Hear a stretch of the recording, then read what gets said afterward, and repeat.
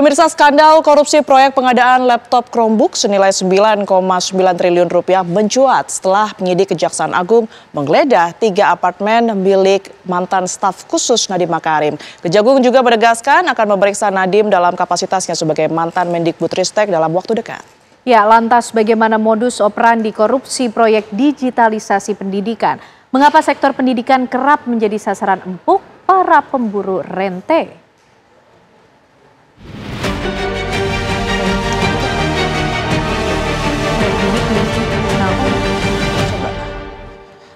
Rente.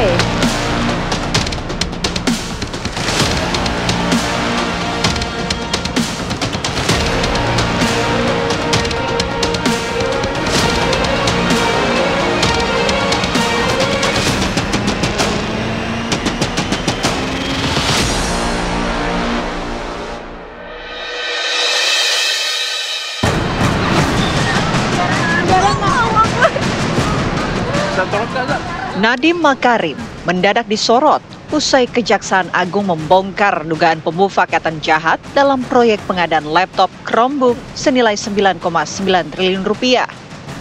Proyek kontroversial itu dikomandai langsung oleh Nadiem yang ketika itu menjabat sebagai Menteri Pendidikan, Kebudayaan, Riset, dan Teknologi. Penyidik telah menggeledah 2 apartemen milik mantan staf khusus Nadiem, Juristan dan Fiona Handayani, untuk menyusuri jejak persekongkolan rasuah yang diduga dilakukan tersangka. Kejaksaan Agung sudah memeriksa total 28 orang saksi dan menegaskan tak menutup kemungkinan bakal memeriksa Nadiem dalam waktu dekat. Saksi yang sudah dipanggil dan diperiksa termasuk pemeriksaan pada hari ini berjumlah 28 orang. Nah, dari 28 orang itu termasuk 2 orang yang sudah diperiksa sebelumnya dan terhadap tempat yang bersangkutan itu oleh penyidik dirasa perlu untuk dilakukan penggeledahan dan dilakukan penyitaan. Ya. Termasuk akan memanggil atau periksa Nadiem Makarim juga, Pak? Nah, itu yang saya bilang tadi, ya, jika itu menjadi kebutuhan penyidikan, ya bisa saja dilakukan itu. Tindakan penyidik itu tindakan pengumpulan barang bukti guna menentukan tersangka. Nah, sekarang pertanyaannya, dalam pengadaan barang jasa tadi, benturan kepentingannya sejauh mana? Adakah menteri punya benturan kepentingan? Ini kita lihat, adakah itu suatu perintah menteri yang harusnya tidak dilakukan tapi dilakukan?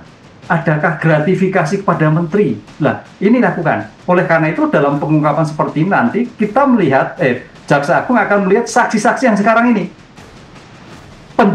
Pejabat pembuat komitmen yang sekarang ini, ada nggak aliran ke sana? Nah, nanti kalau sudah pemeriksaan penggeledahan dilakukan, pemeriksaan saksi yang terkait dengan PPK-nya dilakukan, pejabat staf ahli yang sudah dilakukan, pasti akan dipanggil. Sejauh mana pertanggungjawaban atas kasus tersebut dalam menteri yang bersangkutan. Kasus ini bermula pada tahun 2020 kala Kemendikbudristek berencana melakukan pengadaan bantuan peralatan teknologi informasi dan komunikasi untuk sekolah dasar hingga atas dalam rangka proyek digitalisasi pendidikan. Namun berdasarkan uji coba pengadaan 1.000 unit Chromebook sebelumnya pada tahun 2018 dan 2019, ditemukan berbagai kendala lantaran Chromebook hanya bisa digunakan apabila ada jaringan internet. Sementara di Indonesia, kondisi jaringan internet belum merata. Tim kajian pun menyimpulkan penggunaan Chromebook tidak efektif dan merekomendasikan penggunaan sistem operasi Windows. Tapi, alih-alih menaati rekomendasi tim kajian, Nadiem CS malah membuat kajian baru yang isinya tetap merekomendasikan penggunaan sistem operasi Chromebook. Lantas, ada apa di balik rekayasa kebijakan pengadaan laptop di era Menteri Nadiem? Sebenarnya di tahun 2019 sudah pernah dilakukan uji coba terhadap penggunaan Chromebook, ya, di setidaknya ada 1.000 titik, ya. Tetapi dinilai itu kurang efektif. Kenapa? Karena dia berbasis internet. Nah, sementara kita tahu bahwa ketika itu di kita kan internetnya barangkali di semua daerah kurang merata, jadi kurang efektif. Nah, tetapi dalam pelaksanaannya analisa terhadap Chromebook itu tetap dilakukan, walaupun itu bukan menjadi hal yang dipertimbangkan ya sesuai dengan apa hasil uji coba tadi ya, sehingga ini tetap dilakukan. Jadi kita melihat ada persekongkolan di sana, ada permufakatan jahat yang dilakukan oleh tentu pihak-pihak terkait yang akan terus digali, dicari siapa. Nah, sehingga Chromebook ini tetap diadakan ya.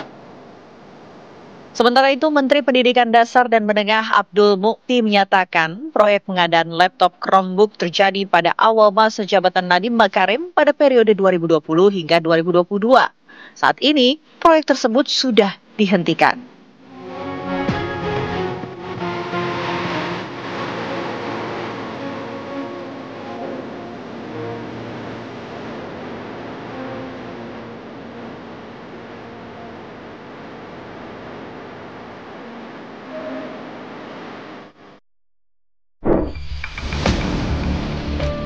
Selain di Kejaksaan Agung, dugaan korupsi proyek pengadaan Chromebook juga tengah diusut oleh kejaksaan di sejumlah daerah.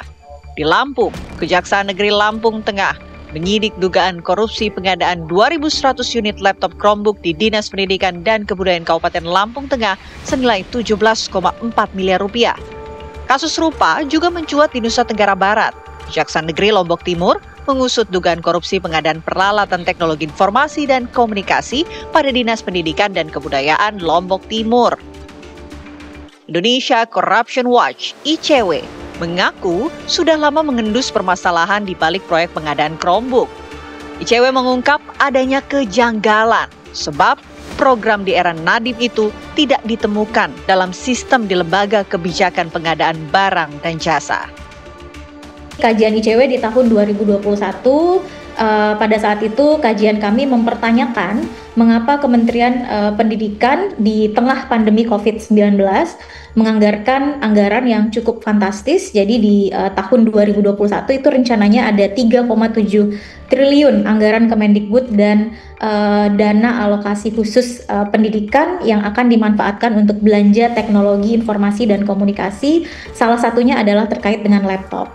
Setelah kita coba pelajari, kita telusuri, operating system ini mempunyai ketergantungan yang cukup tinggi terhadap internet, sehingga kalau disandingkan dengan tujuan Kementerian Pendidikan yang akan mendistribusikan laptop ke salah satunya ke daerah 3T, ini pasti akan ada kendala terkait dengan internet gitu, karena memang jaringan internet di Indonesia kita tahu masih bermasalah ya, belum merata khususnya di daerah-daerah 3T. Dalam hal kasus di Kemenristek, saya kira penegak hukum harus tuntas, harus menjadikan suatu pembelajaran semua pihak. Karena apa? Ini korupsi di lingkungan pendidikan. Ingat loh, pendidikan itu sebagai sokok guru dan menyangkut kepentingan bangsa. Pendidikan menyangkut keteladanan. Bagaimana kita bisa memberikan keteladanan kalau kementeriannya korupsi? Nah, disinilah saya kira sebagai bentuk penegak hukum harus objektif, total, sehingga di kemudian hari tidak terjadi korupsi-korupsi pengadaan. Apakah itu pada tingkat kementerian, apakah pada tingkat daerah, apakah pada tingkat sekolah, apakah tingkat perguruan tinggi. Upaya transformasi dunia pendidikan melalui program digitalisasi sejatinya merupakan cita-cita mulia untuk menyongsong masa depan pendidikan yang adaptif terhadap perubahan zaman. Namun, semangat menjembatani kesenjangan pendidikan dipadamkan begitu saja oleh ulah para pemburu rente yang menjadikan pendidikan sebagai ladang empuk untuk meraup keuntungan pribadi.